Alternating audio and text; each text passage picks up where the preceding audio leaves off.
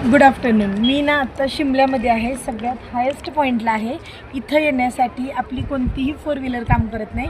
4x4 किंवा महिंद्राच्या ज्या गाड्या आहेत, ॲटलिस्ट 100 जिप्सी गाड्या इथे आहेत की ज्या आपल्याला वरती घेऊन येतात. आणि त्याच्यासाठी ते 6,000 रुपये एका फॅमिलीकडून, म्हणजे 4 लोकांचे 6,000 रुपये घेतात वरती येण्यासाठी फक्त. आणि वरती आल्यानंतर मागे बघायला एक नागदेवतेचं मंदिर आहे जिथं मन्नत मागता येते.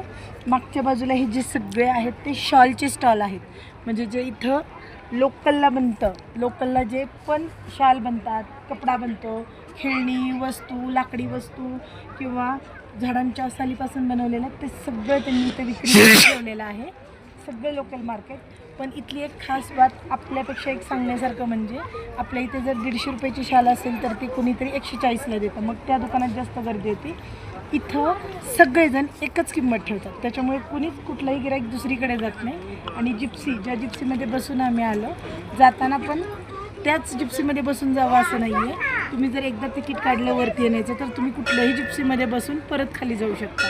म्हणजे म्युच्युअल अंडरस्टँडिंगनी किंवा एकमेकांच्या मदतीने केलेला हे सगळा व्यापार बघून इतकं भारी वाटलं हिमाचलबद्दल. खरं तर हे आपल्या सह्याद्रीत पण होऊ शकतं. पाहण्यासारखं तर इथं काही नाही, फक्त जंगल आहे. जे नॅचरल पॉईंट आहेत ते त्यांनी सेम ठेवलेले आहेत. त्या तिकडे पलीकडे टेलिस्कोप पॉईंट आहे जिथे 8 ते 10 माणसं, प्रत्येक टेलिस्कोप पॉईंटला 8 ते 10 माणसं एक टेलिस्कोप घेऊन बसलेले आहेत.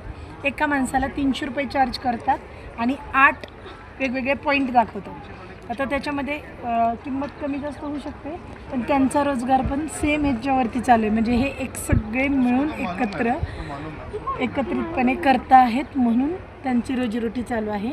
हिमाचलचा हा सगळ्यात जास्त मोठा असलेला व्यवसाय हाच आहे, tourism. Rajveer. So I just like Himachal.